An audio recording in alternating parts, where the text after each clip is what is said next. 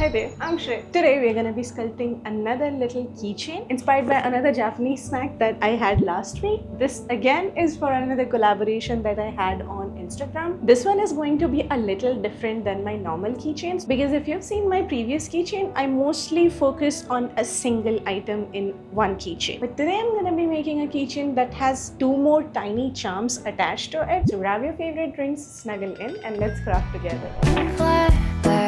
Sunday backseat tune, pair of bluebirds pick around on the roof. Mother Earth holding you, wait, sun in your hair. Whichever final size I want the charm to be, I have to sculpt it a little bigger because once it dries, it shrinks like nearly 20 to 30%. One good thing about sculpting something that is like a bread is that I don't have to worry much about the cracks or tiny dents because bread often has a lot of pores in it and it looks a little cracked sometimes. Like if you can see, this bread too right here has a bunch of cracks in it, so I'm not very worried about it. Now this right here is the inspiration for my keychain that I have in mind. I'm gonna try and make this, but the twist will be I'll be adding a small bear face on top. I'm gonna be using this clay cutter that I got custom made for my fridge magnet collection. I need that bear ear shape on top of my sponge cake, so I will be using this for that. And so now I'm just gonna take a little bit of talcum powder and rub it around this wall so that it doesn't stick. It's gonna come off a little cracked. I hope so it comes, because that way I won't have to add a bunch of texture to it. This is good enough. I'm gonna smooth out the edges since they are a little weird, but before that I'm just gonna turn this into a little bit of a square shape. Not exactly square, a rectangle I guess. Make the edges round. Use a little bit of water. I often get a lot of questions about how to get rid of the cracks and uneven edges, and I'm very skeptical about giving this as an answer because if you don't do it properly then you might end up with mold. But here's what I do. I use a little bit of water to smoothen the edges, but you also have to make sure that you dry it properly, because if you don't dry and wipe it off properly then it will get mold on top. If I were to add another layer of clay on top of this part, then I need to wait for it to completely dry, because if I don't, then that wet part will stay inside that layer and automatically get mold in future. I'm gonna apply a little bit of water on top. Reason being, I will be adding the texture. Since it took me a long time to get the shape, the outer layer is kind of dry and adding texture will be difficult at this point. So I'll make it a little wet so that I can add texture easily.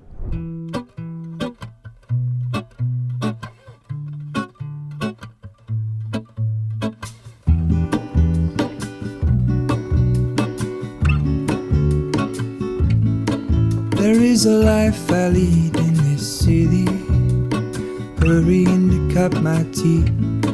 I can take what I need to get by. It doesn't make it easy. The other piece of my heart moves slow, somewhere in the great unknown.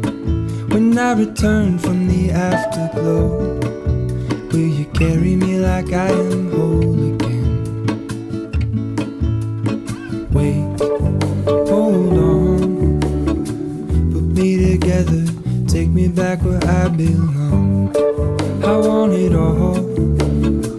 I had a feeling, but the feeling is all gone. Wait, hold on, put me together, take me back where I belong.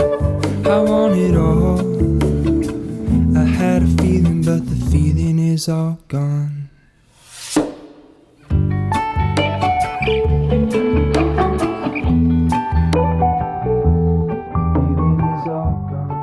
I'm done adding the texture to the top part of the charm. I won't be adding anything on the edges because this needs to be darker or brown color like this one right here. So I won't be adding much texture there, only a little on top. Now for adding the shade, I learned this tiny hack. You put the color or the color dust on top of a tissue paper first, rub it against it. Once it becomes finer, then we add it to the final charms. I've never tried it, so I'm just gonna try it now and see if it actually works.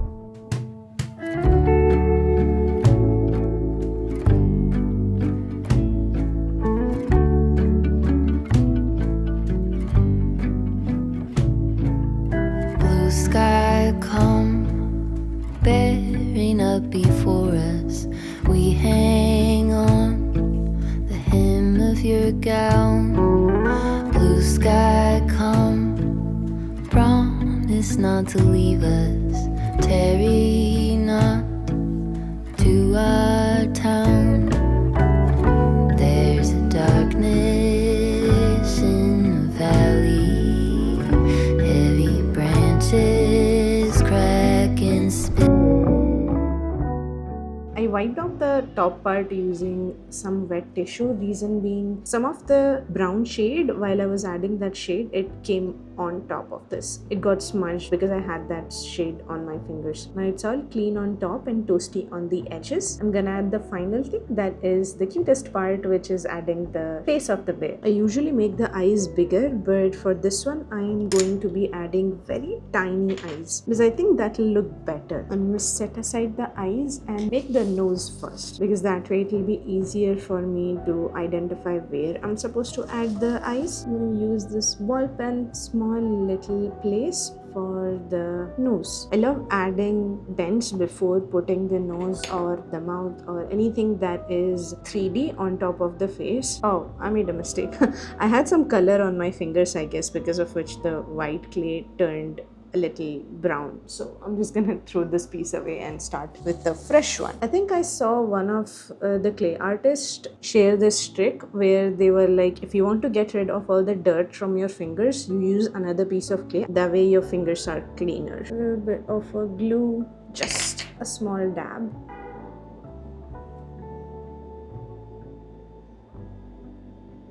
Using a ball pen to decide the placement of the eyes is actually a very helpful thing to do. This way you can avoid making the face look crooked.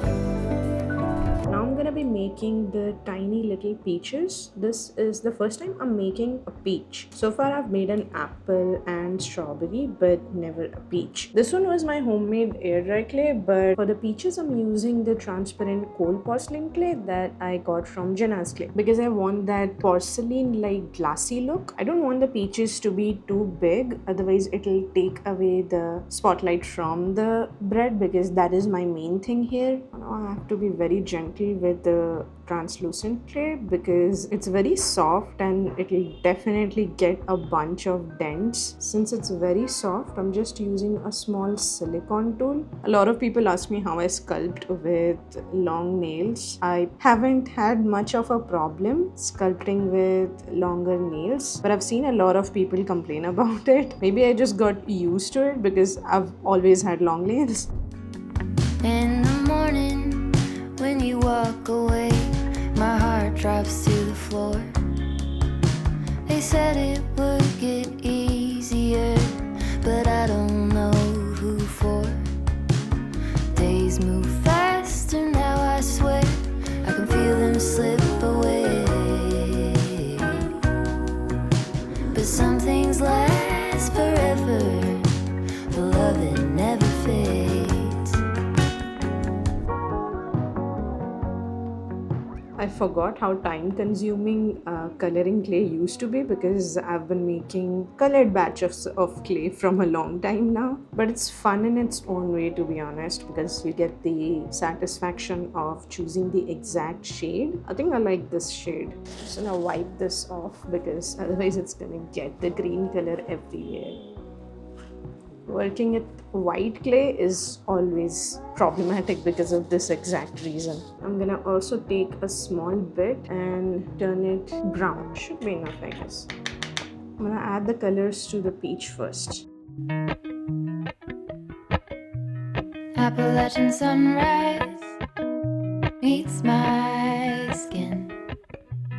Even with my eyes still closed, I can feel it coming in. Golden, golden, I'll follow only golden, golden, golden, golden things.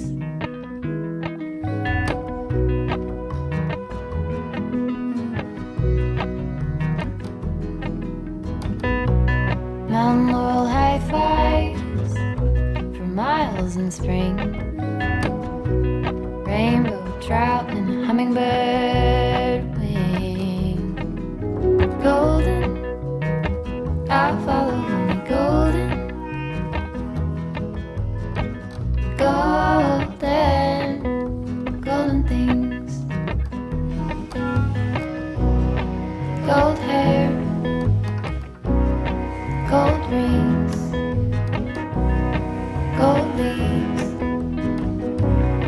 gold anything, golden, I'll follow only golden,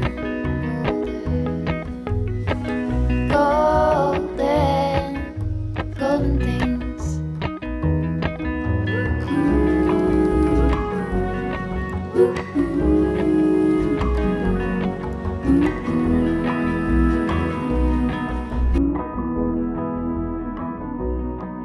We are done with our peaches. They look so cute. These will become even more lighter when they dry up because this is translucent clay. So they won't look exactly like this or pastel-y. They will look very much lighter than they look right now. Now I'm gonna be turning these into a keychain. This is a challenge for me because before this I've never added different elements to one keychain. So I'm a little confused about how I'm going to be doing it. It might take me some time to figure it out. I'm thinking of making this the main charm and then attaching these two on the chain itself. Let's just see how that looks. If it doesn't look good, then maybe I'll just change it a little. I'm gonna make a small little loop or bend here.